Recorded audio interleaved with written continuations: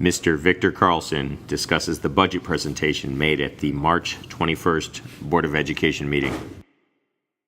Hello and welcome to podcast number 2, which is a recap of our budget presentation from March 21st, which involved a review of our instruction, general support, and employee benefits budgets.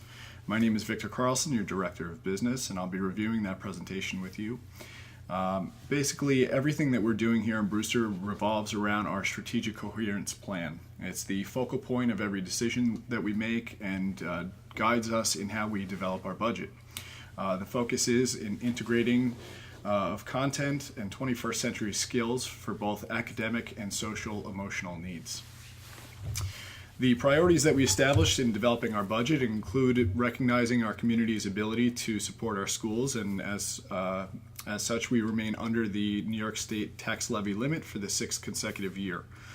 We also want to maintain our level of fund balance, which is our accumulated savings. And you may recall from several years back, we had a New York State Controller's Office audit that focused on our fund balance and reserves, and we received high praise for our levels. So we want to maintain that sound fiscal management. And as always, we always continue efficiencies through strategic usage of resources and staff. So some of the challenges that were described at both the March 7th meeting and also at March 21st are our changing demographics. Although our overall enrollment is in decline, the students that remain require significantly more resources than ever before. In the 3 major need categories, we've experienced increases over the past 5 years.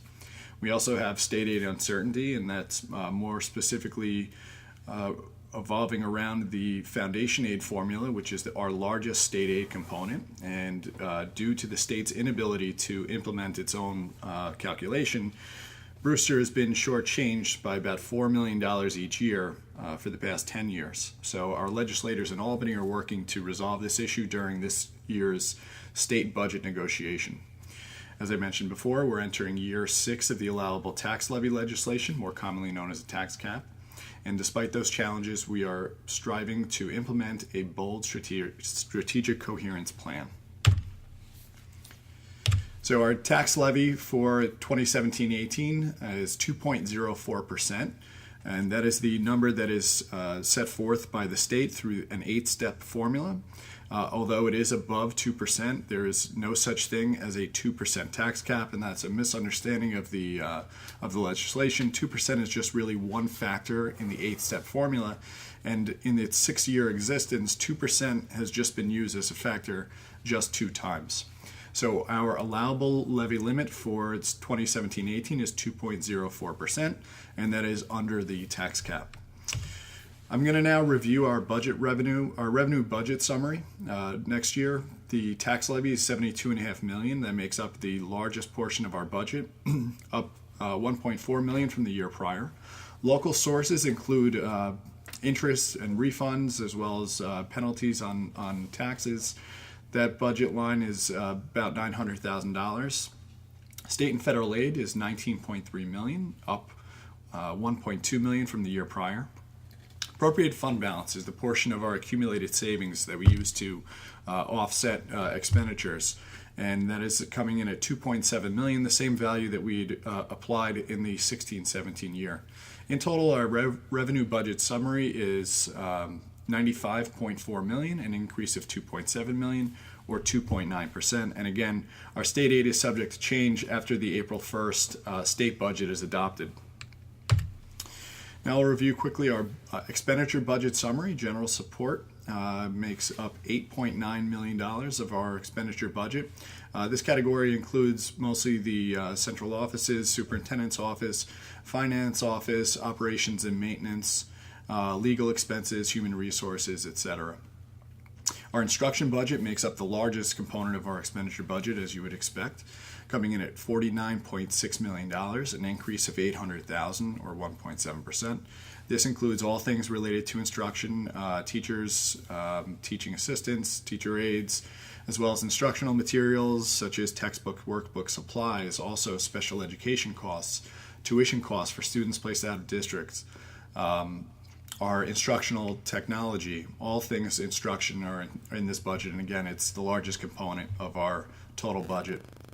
Transportation was reviewed in detail at our March 7th meeting, $6.2 million. Civic activities is a new component of our budget, and it's something that we're very excited about here in Brewster. It includes the Community Learning Center, which is an opportunity for our residents to become more familiar with the district and also to register for courses that they have genuine interest in. Also included in the civic activities budget is the position of the coordinator of the Community Learning Center, and this person will also have some responsibilities revolving around student residency. Another component of our civic activities budget is the Community Schools Grant, which is an allocation that we received due to our increase in ENL enrollment and also our increase in families in need.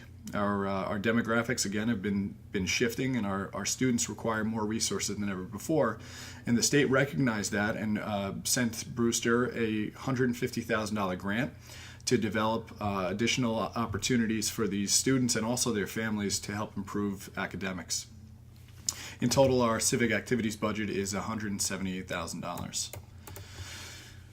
Employee benefits budget is the second largest component of our total budget, coming in at $23.4 million. We experienced a significant decrease in our pension contributions for our employees. However, we also experienced a large increase in health insurance premiums. So those two offset each other, and there was actually an increase in employee benefits of about $500,000 or 2.6%. Debt was reviewed in detail on March 7th, increasing about $700,000 due to the financing of our current construction project. An interfund transfer, which covers the cost of the summer special ed program, remains the same at $400,000. In total, our expenditure budget is $95.4 million, again an increase of 2.9%. We also discussed our class sizes and projections for next year for K-12. At the K2 level, we were within our board policy average class sizes, and also the same for CV Star within board policy for class sizes. Due to an uptick in enrollment at CV Star, we're proposing an additional classroom teacher to handle a certain cohort that had a large number of students come in after the school year had begun, so we wanted to remedy that for next year. Middle and high school class sizes for next year again remain under board policy, and as Ms. Gosh mentioned at Tuesday the 21st meeting, it's very difficult to put an average on the class sizes because there's so many different dynamics that go into the different courses that are offered, that certain courses obviously have lower participation as opposed to others. So it's harder to quantify it in an average, but needless to say, we're again within our board policy for the class sizes in the middle school and the high school. Staffing changes were also reviewed by Ms. Culligan. A slide noted that since the 2008-2009 year, we're down approximately 50 full-time equivalent in staff. The staffing changes for next year include a 0.6 teacher, ENL teacher at JFK, a 1.0 classroom teacher at CV Star, a 1.0 PE teacher at Brewster High School, a 0.4 math STEAM teacher at Brewster High School, a decrease of a world language teacher 1.0 at the high school, which is due to a decline in participation, but this position is actually being converted to a bilingual school counselor / mental health provider at the high school. And again, this is something that was included in the strategic coherence plan and also part of the mental health task force that had been working for the past few years. Also at Brewster High School, a decrease of a 0.4 speech teacher.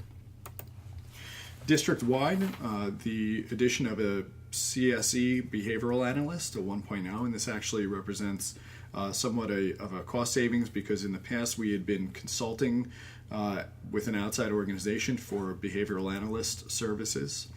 And again, going back to the mental health task force, the addition of a 0.5 mental health counselor for grades K through 8.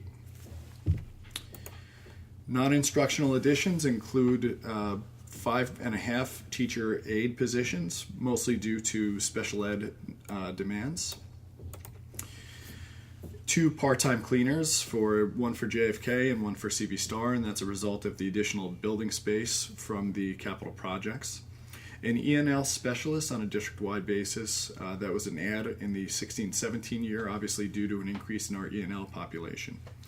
The senior clerk for the Brewster Community Learning Center, which was discussed earlier. Senior clerk for the facilities department, which was also offset by a reduction of a clerical aide that had been assisting the department for the past year. And finally, a stipend for an athletics equipment assistant / concession stand liaison. And this person will be assisting the athletic department mainly during the winter, spring, and fall sports seasons. So a recap of our budget propositions. The overall budget is $95,439,381, an increase of 2.9%. The tax levy associated with that is $72,502,849, or 2%.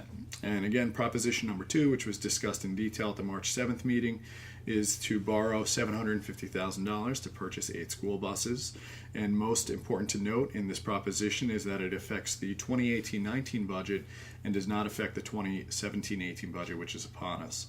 The annual cost of the average Southeast and Patterson homeowner is $9 and $8 respectively. But again, it first affects the 2018-2019 school year. So one thing that we also wanted to note is that things will change. It's still relatively early in the budget season. The state's budget isn't due until April 1st. We expect that our estimates of the state aid budget will match what the state ends up coming up with. However, it's still uncertain. We still have enrollments that are occurring. We have spring